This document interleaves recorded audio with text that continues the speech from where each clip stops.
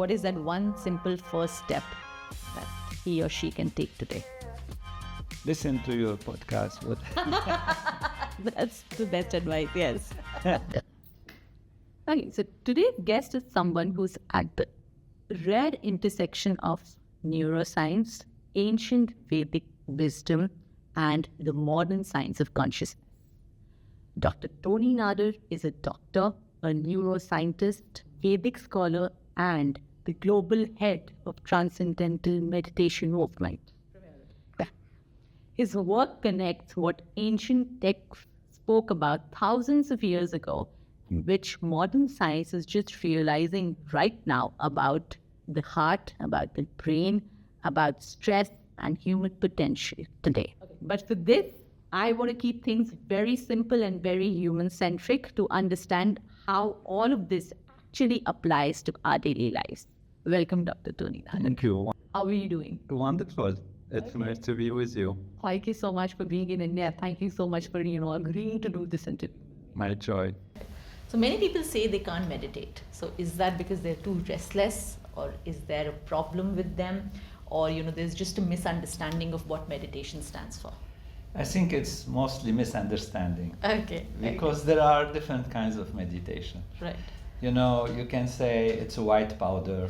Okay. And yeah. is it salt? Is it sugar? Is it flour? Is it, those kinds of things. Okay. So meditation is a general term, Okay. which talks about having something to do with the mind.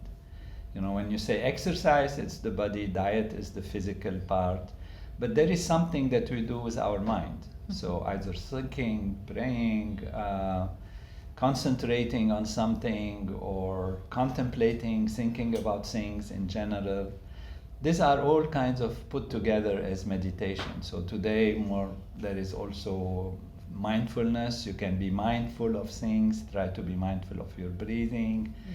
All of these, other than transcendental meditation, usually they require a sort of mastering or manipulating, I will say, Okay. the mind and how it thinks and where it goes. So in concentration, the mind wants to go somewhere, you force it to stay on some object. Right. So that's to concentrate. Right. Contemplation, you take a proverb, you take an idea, you want to think about love, you want to think about living and all of that, and you want to think about your life, and so you start thinking about it, and whenever the mind goes away, you try to focus it on the thought that you want to have. Yeah, that happens. So this is why people can find difficulty, because their mind is roaming around trying to find different things, and you keep forcing it to come somewhere. Yes.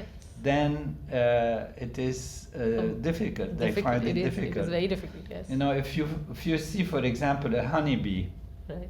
buzzing around, if you try to force it to stop buzzing around, it will struggle and it will be difficult. So the honeybee can say, "Oh, it's impossible for me to settle down or to be forced to be on something." But you give the honeybee a nectar of the flower.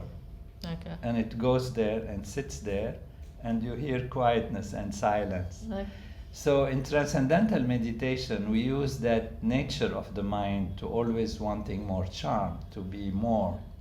We all want more love, more happiness, more good things to hear, Yeah. good things to see, good things to good know, things yes. to feel, good things to know. Right. And so when we have that, our mind naturally is attracted and then settles down. Okay. So another example, we can say if you're reading a book and the book is interesting, no matter what happens outside, you keep your eyes on the book you're reading, and Right. things can happen.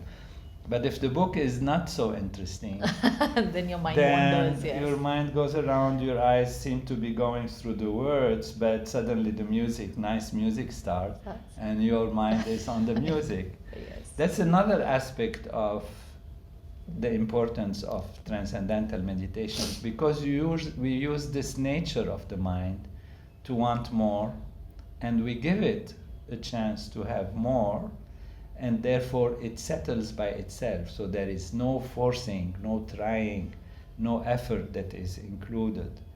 And we noticed that, as we said, the example of the book, when the mind went from the book to the music because the book is boring, Yes. you didn't even notice. What does it mean? It means it's effortless. Oh, okay. So there is no effort that is needed in this kind of meditation. So wandering of your mind is effortless. This is what you're saying. Wandering of your mind is effortless, but it's wandering for a purpose. It's wandering to get rid of issues or problems, but also it's wandering mostly to get more charm, more happiness, more fulfillment. That's beautifully put. But it always is wandering usually in the outside, towards the outside. Through the senses, we want things to see, to hear, etc. We don't know that inside is more than the most. And in transcendental meditation, we give the mind the inward direction and allow the mind then to find more happiness and strength in a natural way within ourselves.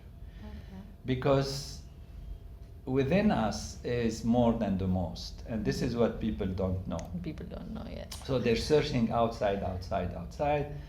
They can't stop. If you tell them to look inside, just tell them look inside. They find it impossible because they want, all these things.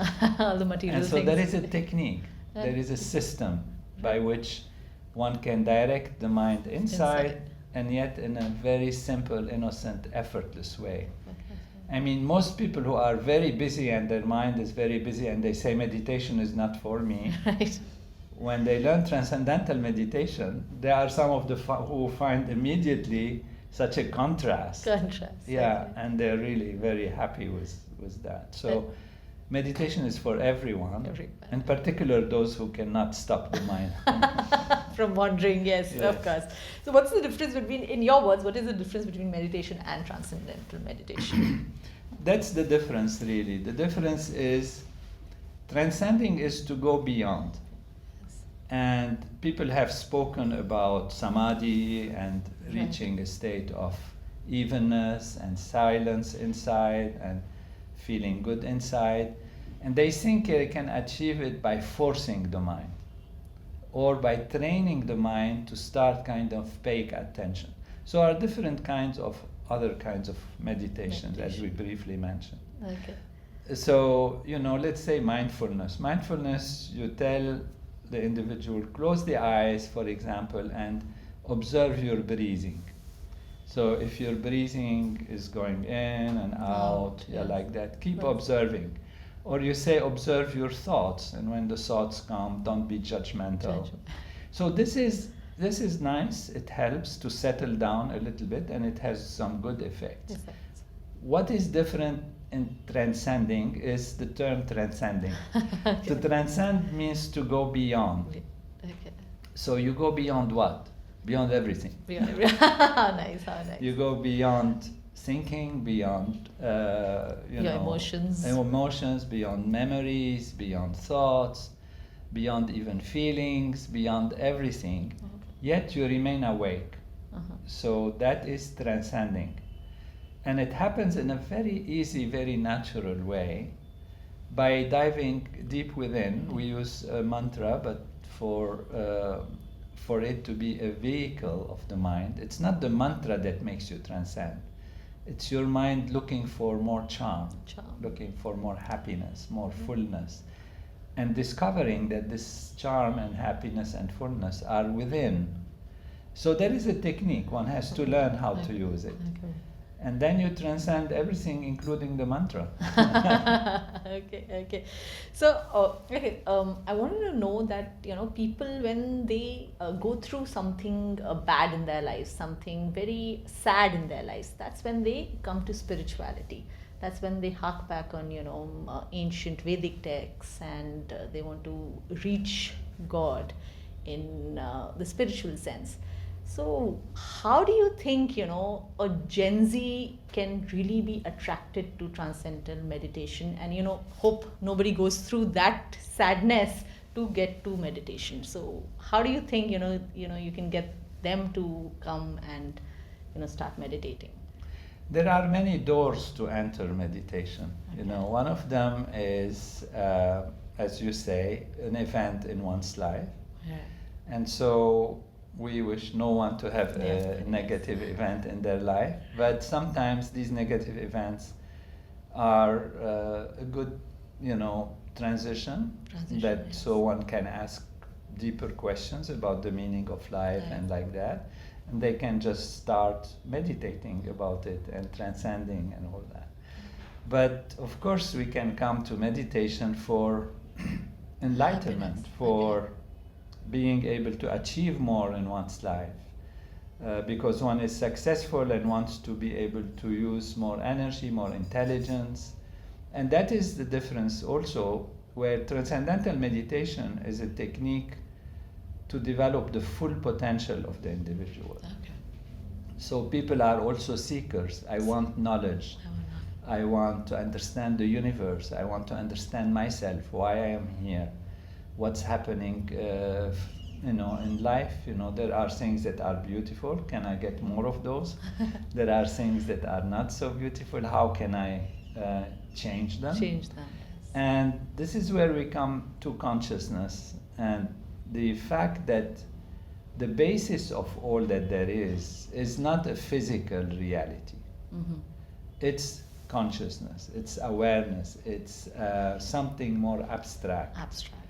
Less tangible through the eyes and ears, through the senses, but very tangible through the direct inner experience. Okay. And consciousness has a variety of modes. Okay. Consciousness can be like you're awake during the day, can be during sleep. Mm-hmm. You're aware of your dreams, so you're also conscious, Yes. but of your dreams. Okay.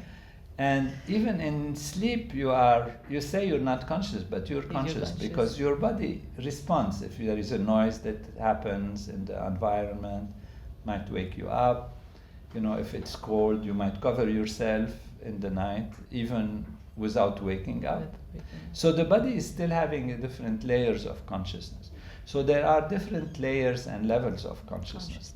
Even during waking, you can be drowsy. Yes. And so your ability to see things properly, your ability to assess the situation, your ability to find solutions is reduced when you are drowsy and not clear. Okay. Think of the day when you have slept poorly in the night. You wake up, you're still awake, almost like every day, but today is like It's drowsy. like a zombie, yeah. A small problem happens, becomes like a mountain. Right. Things seem not to work. You're upset. Just walking through life. Walking through life like in a reflex form. Yes. The night when you've slept well and feel fresh, Right. life flourishes. You see, the colors are more bright. Relations are more happy. You find solutions. Even a big problem now appears as small because you can resolve it. This will tell us consciousness, because what changed? Your consciousness changed. Your awareness, your ability to see, your clarity is there. And so developing consciousness is something that has an impact on all aspects of life, on your health, on your well-being. And research has shown that people who practice transcendental meditation, for example, are more creative, the students have better grades, there is greater coherence, health improves. Hospital admissions reduce among people who practice transcendental meditation. Less accidents, less problems are there. Behavior with others improves. And this is not just some nice ideas. It has been proven scientifically through many scientific research that actually show the effectiveness of these factors. So if you want to succeed in life, you see, that's the important thing, is that people think, particularly in the traditions usually, that meditation is for later life. Stages. Okay, you do your work like that. And that's because it used to be thought that meditation is for recluse life. Which means at the moment you've done your work, you've achieved, success financially, you can now afford to prepare for the next life. yeah. And now is the time to meditate and have but it's Maharishi, who is the founder of the program, Yes. has explained even in his introduction to the Bhagavad Gita and many talks that he gives that meditation is for the competent people who want to compete more, who want to be more successful and want to achieve more. Because if you spend your life using half of your potential, half of your life is in a way wasted. But if you use your life using your full potential, then your life is fully meaningful. And to use your full potential, you have to be fully yourself, integrated, clear, well settled, well established in yourself. And that is all happening on the level of consciousness, not only the physical body. Physical body is an extension of consciousness, but that's a long discussion. How Okay. is that so? So, like, one aspect you explained was that, how people feel that, after a certain age, that's when they want to go and do meditation. But there's another school of thought which says, the questions that people ask, who am I? Why am I here? Do those questions also come from a privilege? Because when, all your needs, all your basic needs are met for, so you are privileged, right? So do those questions also come out of privilege then? And that's when people start meditating? Well, this has been a theory actually about what people seek at different levels.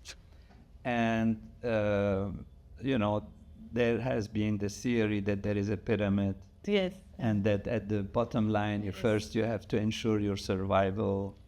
And then you start getting into relationships, and then you build your social context. And once you have established yourself that you are safe on the physical level, then you start getting socially involved. You expand your, scope, and life grows like that. Right. And then at the end, at the top of the pyramid, you might start thinking of transcending higher values. Right. Actually, even those scientists who looked at this from this perspective, they realized that in order to achieve all these layers in the best possible way, you better start by being yourself more. Because somebody who wants to achieve the basics in life, you ask what tools they have to achieve that. And they look around, they have barely any tools, their creativity is limited, and they kind of struggle, and the opportunities are less. Now imagine that you can have, by analogy, say that they are living in a dark room. Maybe some little light is there. And there are many opportunities in this huge big room, let's say. It's not just a small corner. And there are many things that are there, but it's dark for them. Their eyes are closed. They're wearing some very thick, dark glasses. They can't see anything. They touch things and they struggle. They struggle. And you say, well, they have to struggle until they find the different steps. And then when they have found the different steps, they start clearing up and clearing up. Now, that's one way to go. The other way to go is to remove the dark glasses and put the light on. And now they can see maximum. They have great opportunities. So if those who are starting and wanting to achieve the very basics of life, if you give them the maximum chance by giving them greater clarity, better thinking, less stress, less fear, then they can achieve all these other steps more. That's why we start with transcending, which means get over your limitations, discover the intelligence and creativity that you have within you, start seeing opportunities, and be a great successful person. Live up to your full potential. And we've seen this example of many people coming from very, underserved background, that because of their intelligence, they became some of the wealthiest people in the world. And so what made it happen? Circumstances were not the problem. Circumstances are sometimes the problem. But if you are of higher intelligence, if you are of higher clarity, if you are of higher consciousness, then you can find solutions quickly and go to the top very fast. So why not give the opportunity to everyone to clarify their mind, raise their consciousness, have a wider perspective, and then achieve maximum? Oh, I think everybody should listen to this. Yes. So we live in a time of constant notifications, stress and overthinking. So is our modern life, really damaging our minds? What do you think, And also, the number of heart attacks which people are getting, the youngsters. Do you think, this modern lifestyle, is really fundamentally damaging our minds? It is damaging in many ways, and we see the results, as you mentioned. But it also stimulating. The question is how to deal with it in the best possible way. You take a computer and you run on it 10, 20 softwares simultaneously. At a certain point... I love your examples, by the way. Just let me tell you. I love your examples. You just come up with the examples very easily. Yeah, thank you so much. Yeah. And so this computer suddenly is going to work slowly. It's going to have bugs. It's going to stop working and, maybe softwares will crash. And that's what's happening. Yeah. So too much exposure, too many things. All the different processors in the brain are being called upon. They're not working together. What do you need to do? Reboot. You need to stop the whole thing. Yeah. Say to the computer, now take a rest, stop all the whole software, start over, and then it comes fresh. Except if you put some viruses there or something. But it comes fresh and then it works fast. It works fast. So we have to know how to reboot. Exactly. I was about to ask that. Yeah. And that's transcendental meditation. Sure. That's transcending. Is, remember the term, to go beyond. Go beyond is reboot. It is. You just take your computer, you say, calm down now, settle down, don't be too excited and start over again. What it means, you're telling the computer, transcend. Okay. Go beyond this whole mess that you are having. Okay. So your brain also, our brain has many processors, one for seeing, one for hearing, one for touching, one for feeling, one for remembering, one for appreciating things, etc., etc. All these different processors are there. And if one gets too agitated, like the people who say, I cannot meditate. Yes. Then you say, okay, don't meditate in the way you imagine what meditation should be. Right. Transcend. That's why we want to actually more popularize the term transcend. Because that's the difference that makes a big difference. Go beyond. And what happens when you go beyond, you start finding that these processors in the brain start working together in a coherent way. They don't clash with each other. The mind becomes coherent. And this is not just a nice idea. Scientifically, we have found that the brain waves become more coherent between the front and the back, right and left. And this has been repeated many, many times, even demonstrated in public. You get somebody who practices TM, you put this electroencephalography electrical thing on the brain, they close their eyes. When they start meditating, you can see the coherence and the brain. And that means now you are integrating all these different parts, as if all the processors now compute together. That's why you have greater intelligence also, greater capacity to resolve problems in an effective way. Yeah, resolve all the viruses. Yes. Yeah, that's another point, very important. because transcendental meditation also removes the stress. Oh. That's what happens. Okay. See, there are two aspects of transcendental meditation. Is to go deep within, to transcend to the Atma, to the self, pure consciousness.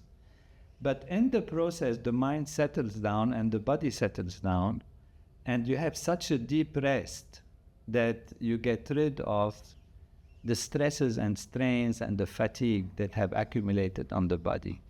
So rebooting is not just restarting, but it's also cleaning up in this case. And it cleans up as you practice. It starts, you dive a little bit, it cleans up more, and then deeper, it cleans up even more. And so stresses and strains and fatigue and things that have accumulated on the nervous system gradually disappear.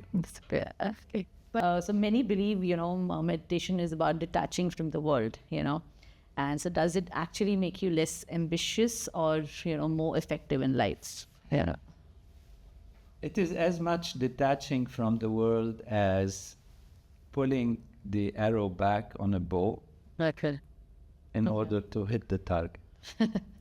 If somebody doesn't know the technology of hitting on the bow, take the arrow, pushing it back, they say this person is stupid. They are pulling back rather than throwing to the front. But they don't know that the mechanism of reaching the target with strength and precision requires pulling back on the bow. Somebody who wants to build a tall building. Nice. And, they hire an engineer. And when the time comes to build the building, the engineer starts digging down. The guy says, "You're wasting my time and my money. You're going down. I want to go up."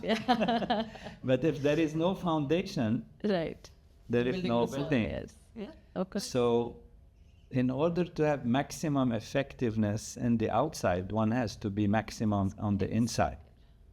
Because you can only give what you have.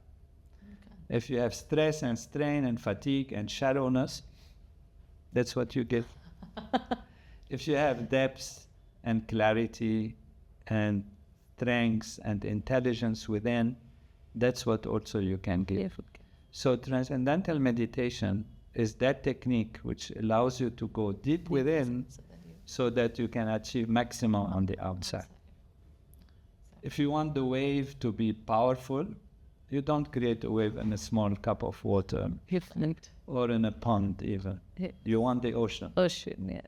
So if you are a cup of water, that's what you will create, a very tiny little, barely a ripple. But if you are the ocean, you can then achieve higher waves and higher possibilities in the outside. And this has been shown scientifically. That's why we say transcendental meditation gives 200% of life. Oh, okay. It again brings us to the idea of being a recluse. Being a recluse, Maharishi explains, is a way of life, a decision that some people don't want to live in householder, don't want to live in the life, and that's beautiful. They can have their own. But it doesn't mean that enlightenment, it doesn't mean that success and happiness and creativity are not available to everyone. What you need is a balance. Meditation only takes 20 minutes morning, 20 minutes evening. You do it sitting comfortably in a chair, and then you go out into activity. So here you gain two values. That's why we say 200% of life. 100% inner spiritual, and 100% outer success in the physical world. And so this is the beauty of what I think attracted even the Western world to transcendental meditation, because the Western world is all about making money and succeeding at the surface and all of that. And so they found that it really helps. For someone listening to this conversation, who has never meditated before, what is that one simple first step that he or she can take today? Listen to your podcast. That's the best advice, yes. That's a preparation. That's what we call an introduction. Introduction. And listen well. And there's something you haven't heard, listen again. And then make the step to learn Transcendental Meditation. That's the best thing you can do for your life. Because we live life in the relative, our mind changing, being tossed around by situation and circumstances, and as if we are a football of situations. They kick us here, the situation kick us here, we go here. Kick us there, we go there. And when you transcend, you discover something that is absolute, not relative. And that is yourself. Where does the football go then? Yeah, you are then the football. You are the one who's kicking. Okay, lovely. You are being the football. Now you are the kicker. Kicker. Yeah, of situations. You are the one who moves things around. Because this is how you become master of your destiny. By being your true inner self and not being a wave on the surface of the ocean. We often use that analogy that the mind is like an ocean, active on its surface with the waves, and the more you dive within it, the quieter it becomes. But we are the ocean. This is our Atma, our self, our deep being, is the ocean itself, the whole ocean of being. That's the wonderful contribution of the Vedic tradition of India to the world, is that there is a reality which is consciousness. Come back where we started. And this consciousness is a field like an ocean. It's not water, of course. It's a field of being, and it's pure consciousness. And that consciousness permeates everything. And when it starts moving like waves, it creates the different waves. So the different waves on the surface, they look different. If your vision is only narrow, you can only see the wave. But if you go dive deep, you see that the wave is part of the ocean. So we are the ocean, and we think we are only the wave. And if you are the wave, you keep being shaken. If you are the ocean, you create the waves. Wow. Beautifully put. Beautifully put. Thank you so much.